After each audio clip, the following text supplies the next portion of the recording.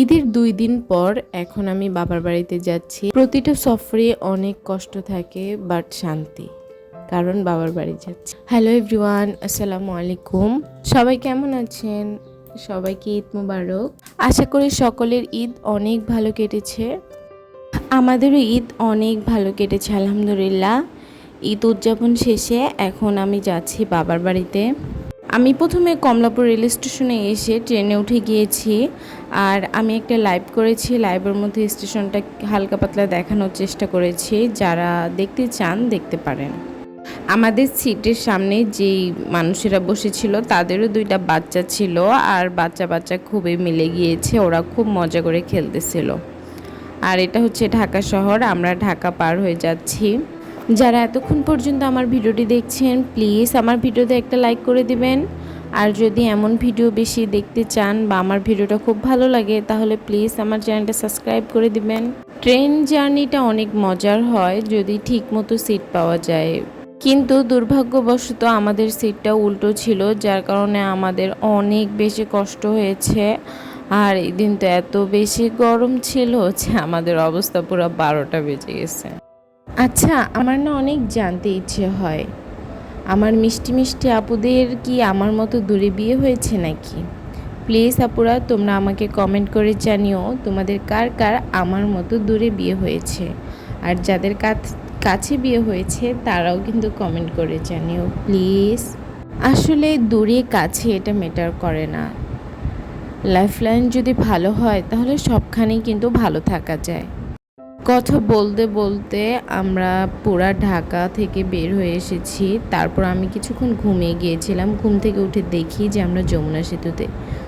জলদি একটু ভিডিও নিয়েছি, যেহেতু রাত্রের ভিডিও তাই বেশি একটা ভিডিও নিতে পারিনি। আর তারপর আবার ঘুমিয়ে গিয়েছিলাম।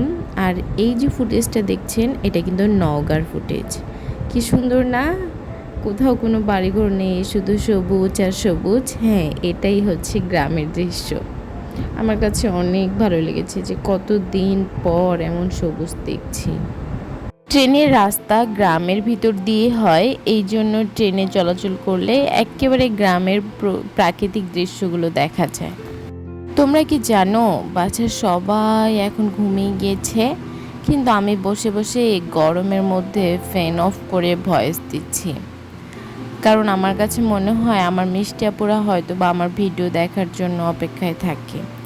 প্লিজ তোমরা কমেন্ট করো, তোমাদের কমেন্টগুলো পড়তে আমার অনেক ভালো লাগে।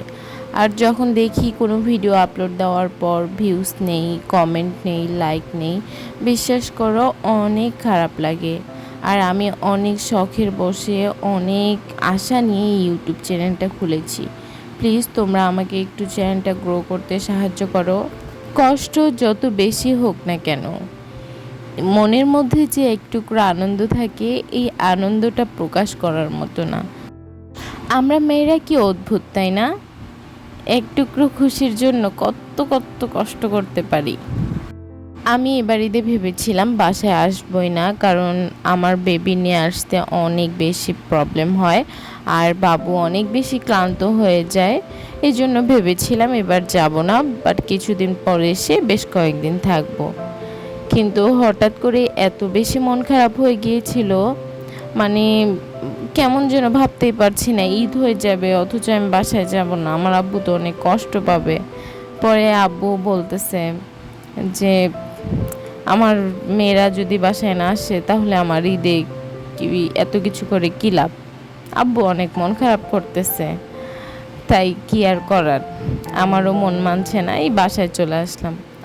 আমি বলতে পারি আমার বাবা কোনো দেশের রাজা নয়, বাট আমার বাবা আমার এক রাজা হয়ে আমাকে রাজকন্যার মতো মানুষ করেছে।